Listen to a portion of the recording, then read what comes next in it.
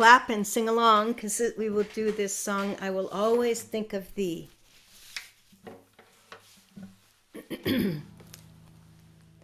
Swami Kriyananda wrote many songs and many chants, and you wonder what is the difference between a song and a chant. Well, usually a chant is a little more simpler and helps you to go into meditation,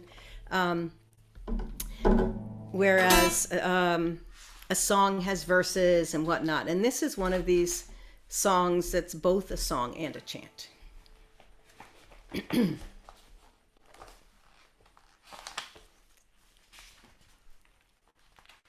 one moment.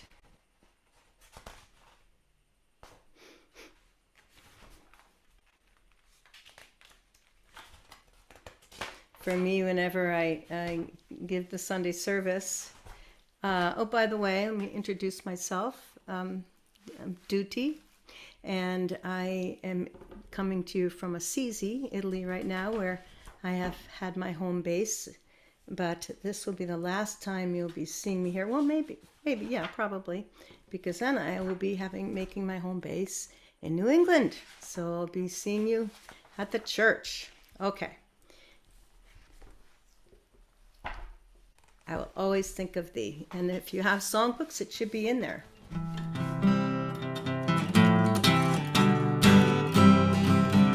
Every morning when I greet the sun, when I move forward through crowded ways, in my heart, Lord, ever so silently, I will always think of thee.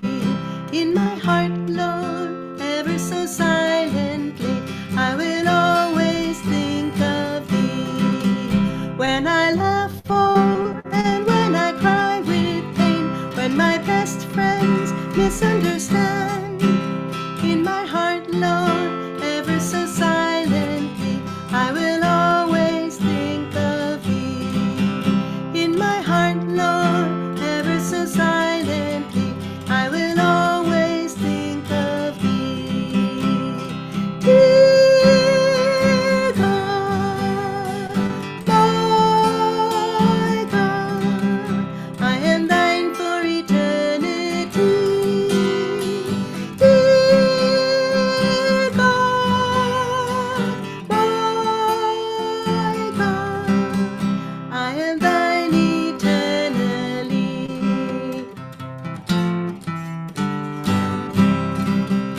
Though my path lead me over desert sands, though it take me through bitter storms, in my heart, Lord, ever so silently, I will always think of thee. In my heart, Lord, ever so silently, I will always think of thee. When I'm working and when in and repose, that come victory or no defeat, in my heart, Lord, ever so silently, I will always think of thee. In my heart, Lord, ever so silently, I will always think of thee. Dear God, my God, I am thine for eternity. Dear God, my God, I am thine eternally. Dear God, my God, I am thine for eternity. Dear God, my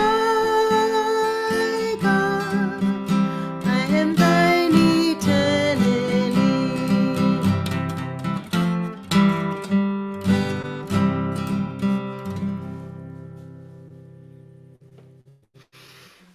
Okay, you may sit down.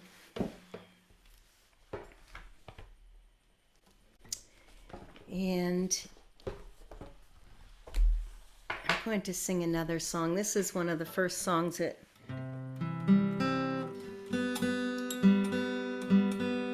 early songs, Swami's early songs. Certainly one of the first ones I learned. Sorry. Okay. Of course, if you know it, please sing along with me. Come gather round.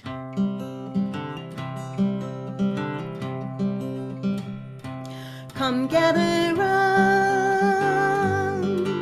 rejoicing out today. Dawn now is breaking, and the mountains say it's only light can make the darkness run. Lift up your head, greet the rising sun. Greet the rising sun. Some people think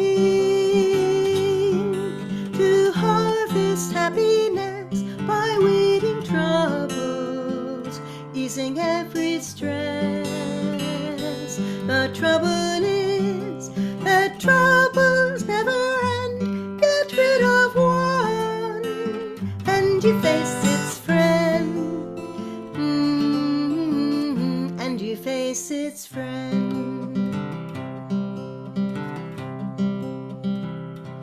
It's in your heart, the songs of joy resound. You'll hear but echoes in the world around. Wind on a hill sounds lonely if you're sad, free if you're free, cheerful if you're glad, cheerful if you're glad. Friends, come with me. We'll chant of battles won, shots not of anger. Joy will be our gun. Before the light, the veils of sorrow rend. In inner freedom, all delusions end. All delusions end.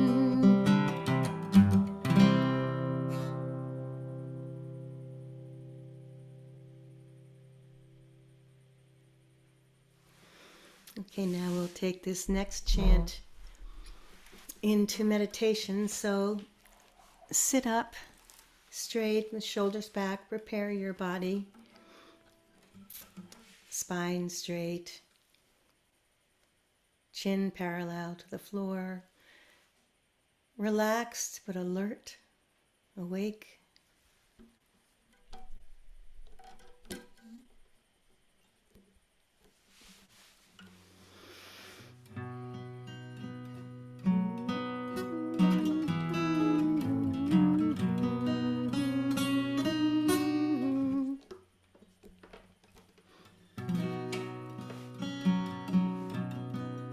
Come out of the darkness, Mother, bathe me in thy light, bathe me in thy light.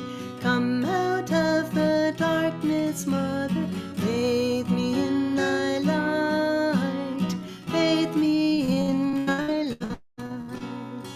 Come out of the darkness, Mother, bathe me in thy light. Come out of the darkness, Mother, bathe me in thy light.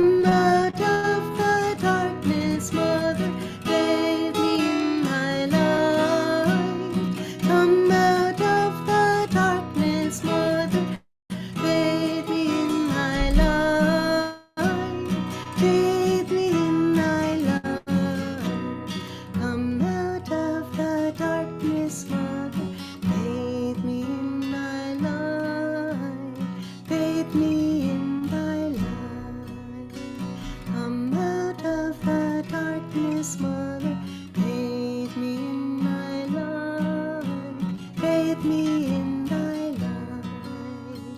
Come out of the darkness, Mother, bathe me in thy light. Come out of the darkness, Mother, bathe me in thy light. Bathe me in thy light. Come out of the darkness, Mother, bathe me in thy light. Come out of the darkness, Mother, bathe me in thy light. Bathe me in thy light. Bathe me in thy light. Bathe me in thy light.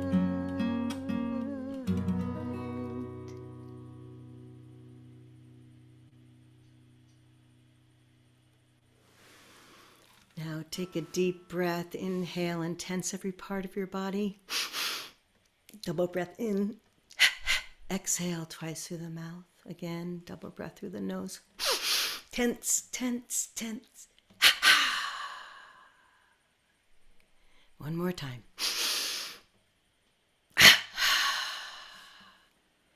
Now as you breathe in, feel your energy rising in your spine.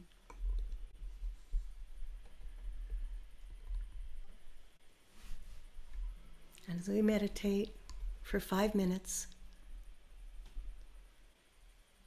you can practice this simple technique. As you inhale, mentally say the mantra Hong, meaning I am. With the breath rising in the spine, up to the point between the eyebrows. Pause there for a moment. You can chant Om, Om, Om. And as you exhale down, Sa. Spirit, I am spirit, Hong Sa. Ancient yogic technique. Do that for a couple of minutes. As your mind wanders, just gently bring it back into your spine, but allow a couple of minutes to just absorb the peace pervading your body, mind, and soul, just from doing a little bit of practice of this yoga.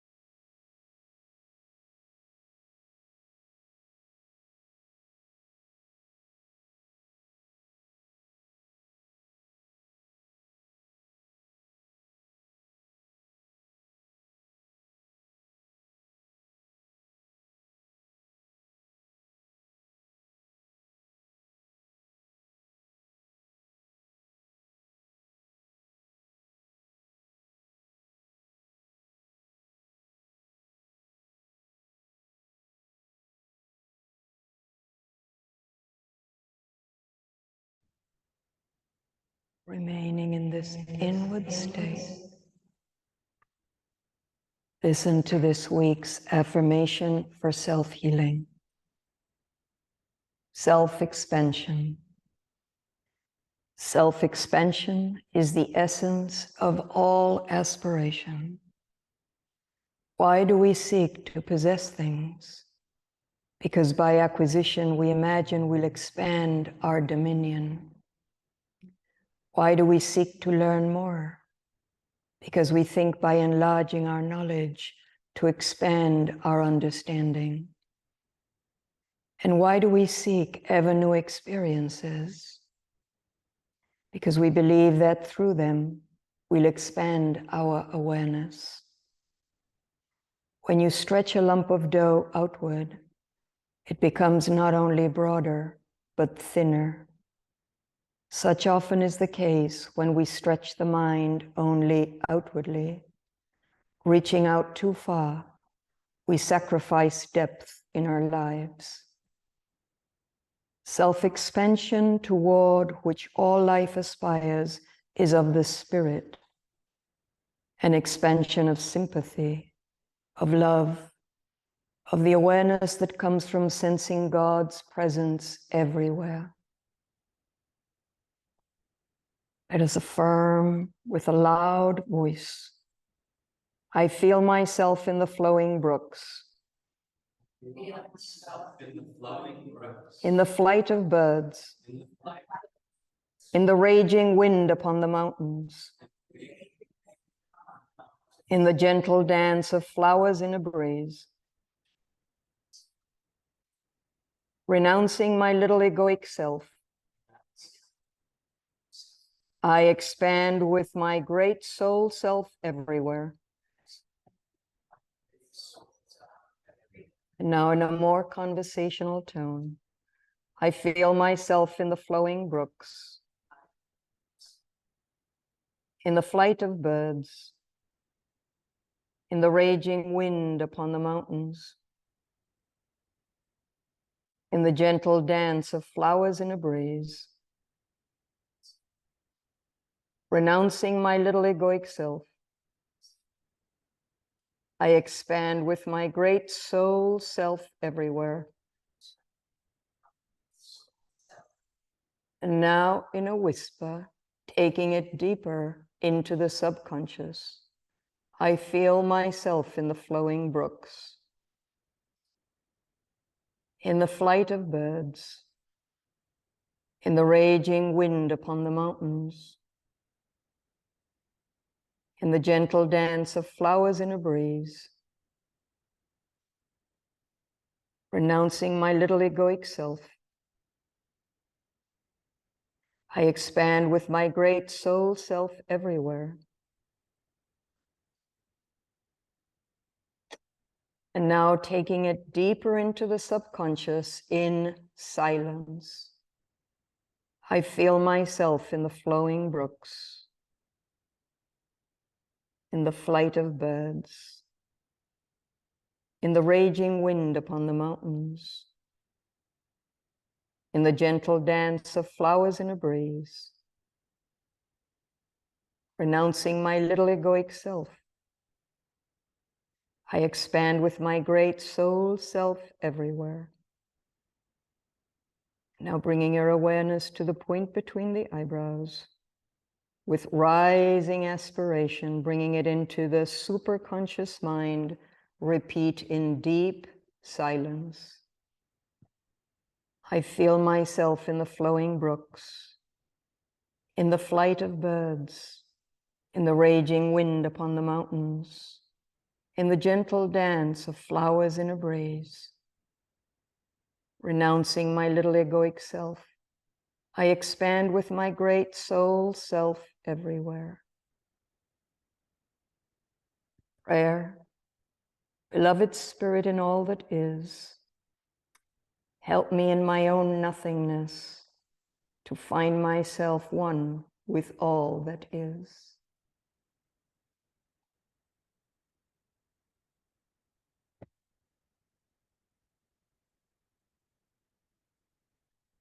This is a reading from Rays of the One Light, Weekly Commentaries on the Bible and the Bhagavad Gita, Week 32.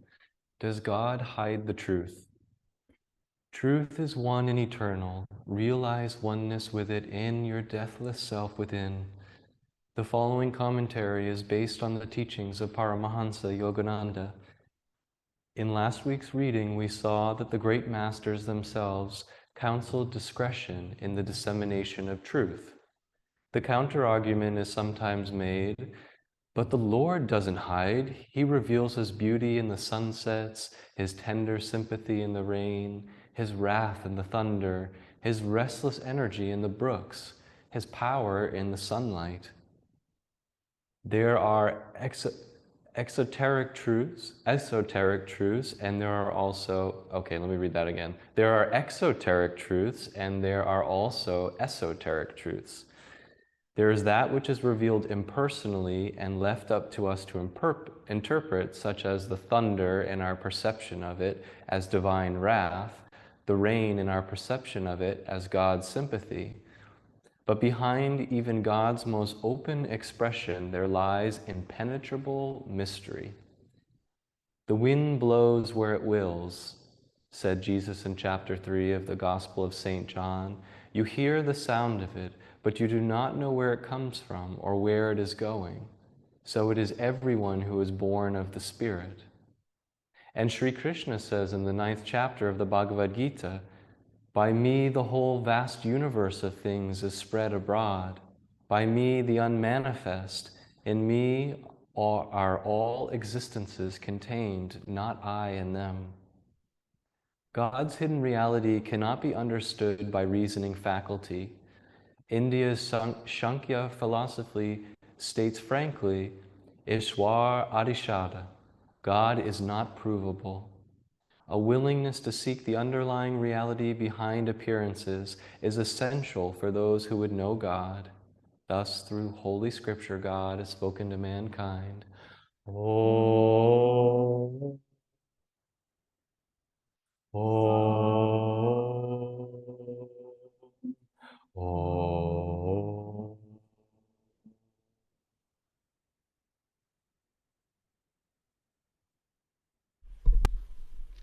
Thank you. This morning's Whispers from Eternity reading is number 187. Many doors opened before me. Many doors opened before me at the dawn of thy coming. O Lord, the very earth shone with life when thou camest. The very ground on which I stood thrilled me because of thee. Everywhere dumb matter spoke to me, spirit resurrected by thy touch. All living things swayed in the incense breeze of thy approach, hinting at thy perfume of bliss. Thy sanctuary of omnipresence was long hidden by the darkness of my indifference.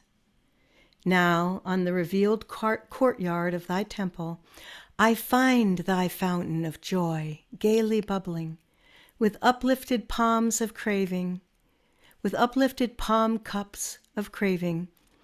I catch and drink from the vital waters of thy solace. Lord, I know now that I shall thirst nevermore.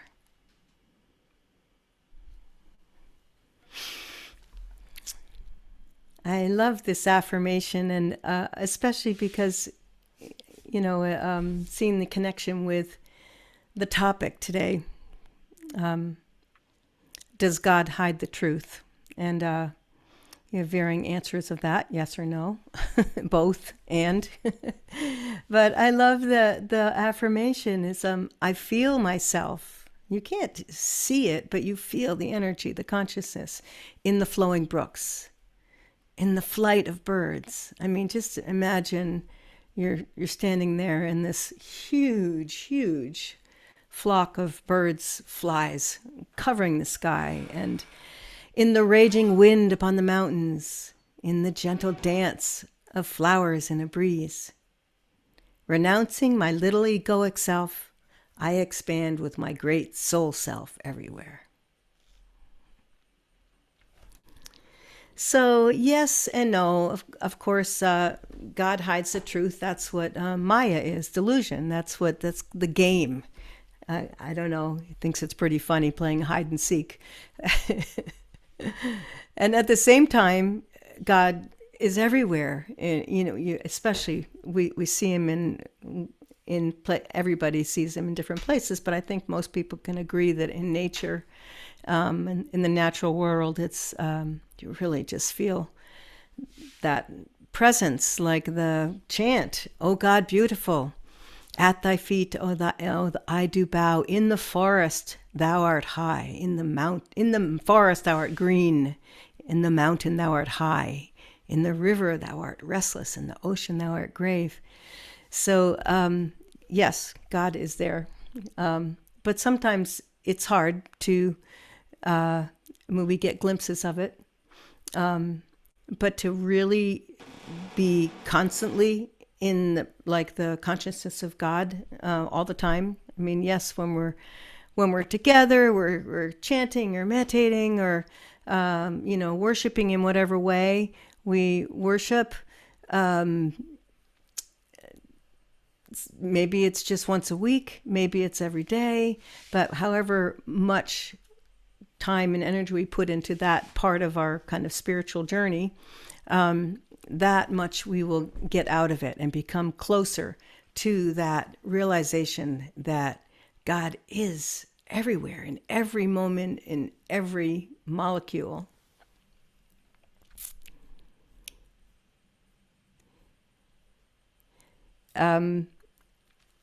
It's always preparing for this. I kept finding different lines from different songs that reminded me of the topic, and I thought, oh, I could do a whole talk just using the quotations from some of Swami's songs. And in fact, that's what he called them at first. It's sermons in song, and his songs that is still there, how they're referred to. But for instance, the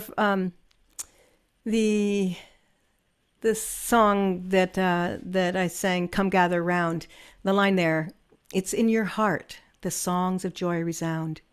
You'll hear but echoes in the world around." In other words, we're going to be looking for happiness and looking for God and joy outside ourselves, and using all of our senses, but God has hidden that experience, that presence in our hearts. We have to go within. That's the whole thing of turning within and turning that God is within each of us, only if we actually acknowledge that. And here's the other part of that verse: "Wind on a hill sounds lonely if you're sad. It sounds free if you're free, and it sounds cheerful if you're glad." I mean, isn't that so? We experience the world outside through our inner emotional climate. And so if you're if you're feeling joyful and happy, then everything's going to look beautiful and bright. But if to someone, same person in the same place, who is struggling with depression or whatever, sadness, sorrow, it's not going to have the same experience. So much of how we experience the world and how we see God in the world is our own inner climate. So here's a story from the autobiography. And I just have to put in a little plug here, because I'm just starting to reread it, but also read in particular the places in the autobiography that we will be visiting in February. Puri, where Yukteswar's ashram was, and reading the stories around Calcutta and Serampore and up in Varanasi. And Kelly has an autobiography of a yogi book club, so tune into that if you want a little inspiration there. This story is from, I'm not sure what the chapter is, but Yukteswar is telling, Swami Sri Yukteswar is telling his young disciple, Yogananda, about one of his meetings with the great Babaji. And if you don't know what I'm talking about, up there on the altar, you'll see the pictures of Jesus in the middle, and on the far left is actually is Lahiri and Mahashaya, and then Babaji. And on the right, far right, is Yogananda and his guru, Yukteswar. So this story is Yukteswar says, he's telling Yogananda, a few months later, I visited Lahiri Mahashaya in Benares, Varanasi, where we will be going on the pilgrimage. As I entered his little parlor, my guru smiled in greeting. Welcome, Yukteswar, he said. Did you just meet Babaji at the threshold of my room? Why, no, I answered in surprise. Come here, Lahiri Mahashaya touched me gently on the forehead. At once I beheld near the door the form of Babaji, blooming like a perfect lotus. I remembered my old hurt, and I did not bow. So he's telling the story after he's already told Yogananda the story of, you'll have to read the autobiography, I'm not going to tell that one, but he saw Babaji, and then Babaji left. Before he could come back, he went to go get him some sweets, and when he got back, Babaji was gone. So he was irritated with Babaji, and he didn't bow to him because he was hurt. I remembered my old hurt, and I did not bow. Lahiri Mahashaya looked at me in astonishment. The divine guru gazed at me with fathomless eyes. You are annoyed with me. Sir, why shouldn't I be? I answered. Out of the air you came with your magic group, and into the thin air you vanished. I told you I would see you, but I didn't say how long I would remain, Babaji laughed softly. You were full of excitement. I assure you that I was fairly extinguished in the ether by the gust of your restlessness. I'm going to read that again, and just imagine that this is the great Mahavatar Babaji telling Yogananda's guru, Sri Yukteswar. You were full of excitement. I assure you that I was fairly extinguished in the ether by the gust of your restlessness. And Yukteswar continues, I was instantly satisfied by this unflattering explanation. I knelt at his feet. The Supreme Guru patted me kindly on the shoulder. Child, you must meditate more, he said. Your gaze is not yet faultless. You could not see me hiding behind the sunlight. With these words in the voice of a celestial flute, Babaji disappeared into the hidden radiance. So that's right to the topic. You know, does God hide the truth? Does God hide from us if we're too restless and we're not at all interested? Certainly. And God is there. For instance, excuse me, it's quite hot here where I am. So say you're, all of you there in the temple, right? There are radio waves in the temple with you. They're just in the ether. And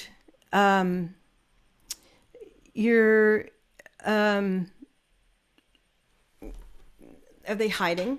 No, we can't see them because we don't have our receivers on. If we were a radio and we had a radio receiver, then we could. But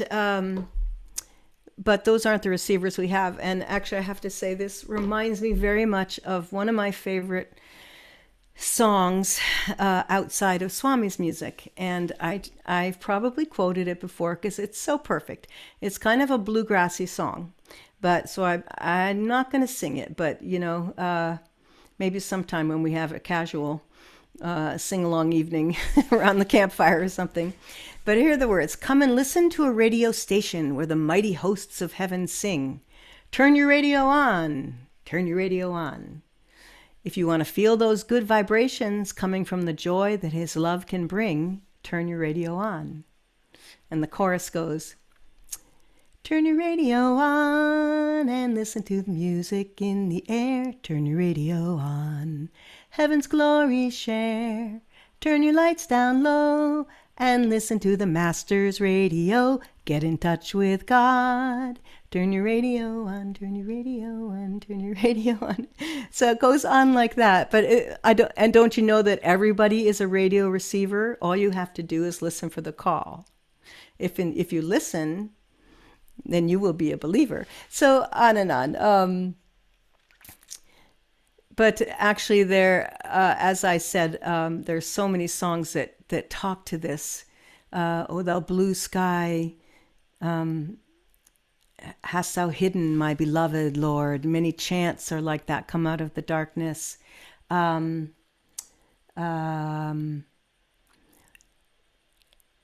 the Woodland Devas, the wonders that nature befriended can yield. So we have constant reminders of where God is in our lives. And let's see, I'm going to see if there's one other little story here.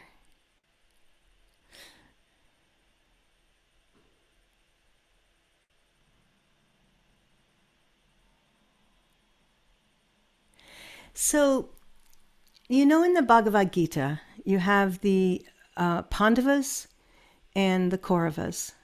And the Pandavas was King Pandu, and his brother or cousin was Dhritarashtra. And Pandu, there was a big battle for the kingdom. Pandu means pure.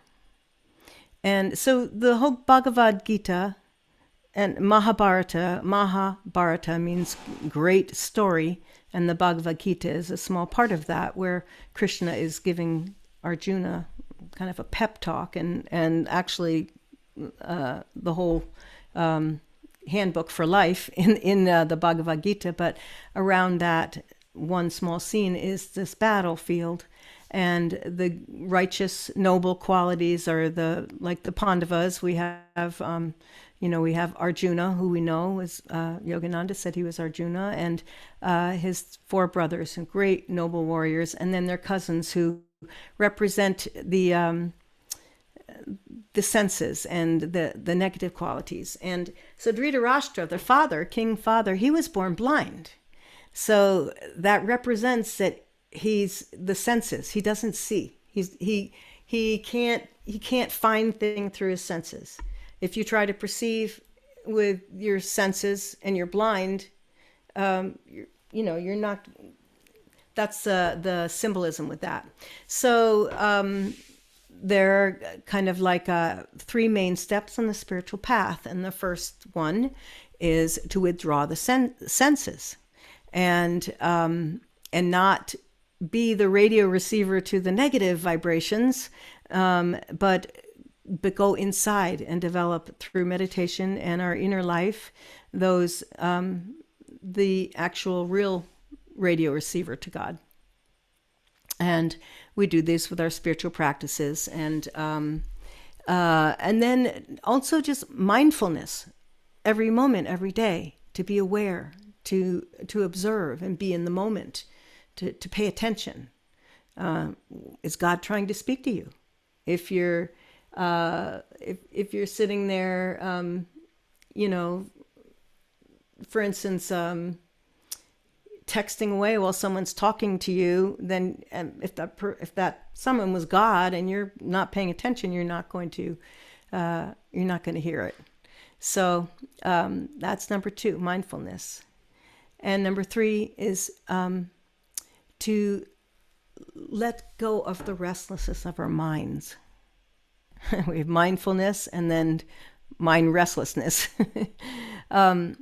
Because when our minds are restless, we cannot perceive what's happening around us. They're just full of everything else. Like, for instance, that story that I just related with Sri Yukteswar not being able to see Babaji when he came into the room because, and this isn't symbolism, this really happened, but his mind and his emotions were still caught in that experience that he'd had previously under the banyan tree in Serampore, which is another place we will go on our pilgrimage. So we have to calm our minds, and then when our minds are no longer restless and they're calm, then we begin to use other parts of our beings to perceive and turning our radio on. And God is trying to communicate with us. God is not really trying to hide from us. He's trying very hard to be a part of our lives. So why does God hide the truth? Is it being cruel? Is it playing a game? We look everywhere for satisfaction and joy, and what we have to do is look inside, and that's why we have to train ourselves to not be looking outside for that vibration, for that consciousness. So just to stop, pause, and try to see God in every moment, in every person, in every experience, through the trials and tribulations. God is hiding so that we can discover our own selves. It's the perfect setup. We have to go inside and remember that the circumstances are neutral and they're colored by how we perceive them. Meditate. Think of God during the day. Try to see God in everything. Do everything we can to stay conscious and awake. Keep coming back to our pole star and hold on to the peace. Blessings to you all. Now we'll have our offering.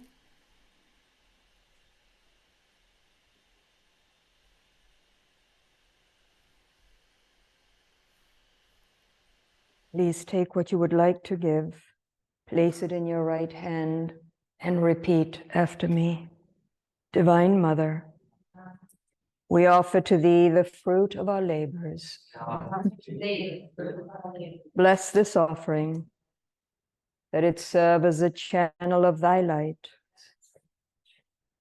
to truth-seeking souls everywhere.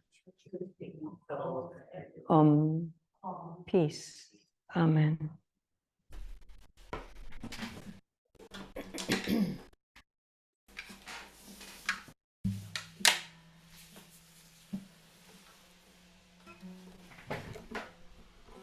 This is kind of a theme song for me. And as I mentioned earlier, I will be coming home to one of my homes to New England for an extended period of time. I'm really happy about this. We'll be seeing you all, most of you in person.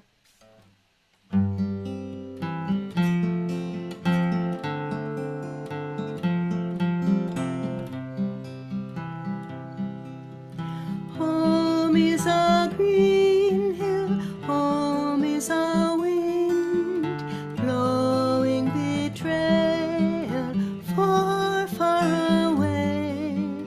Home is a knowledge, heaven is near. Home's the end of the fray. Home is my heart's land, home's where I am.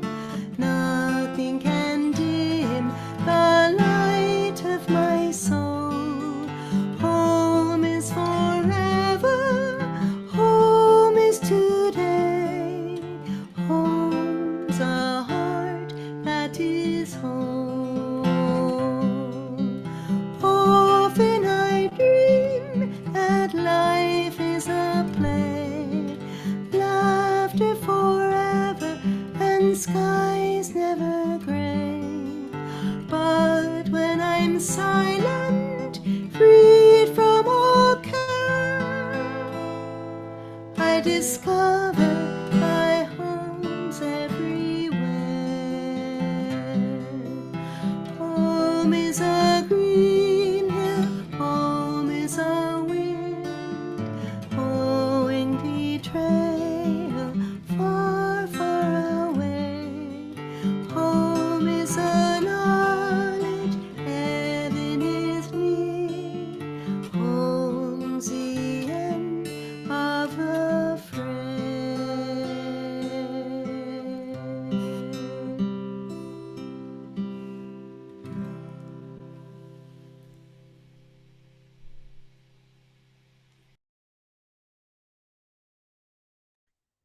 Now we'll have our Festival of Light.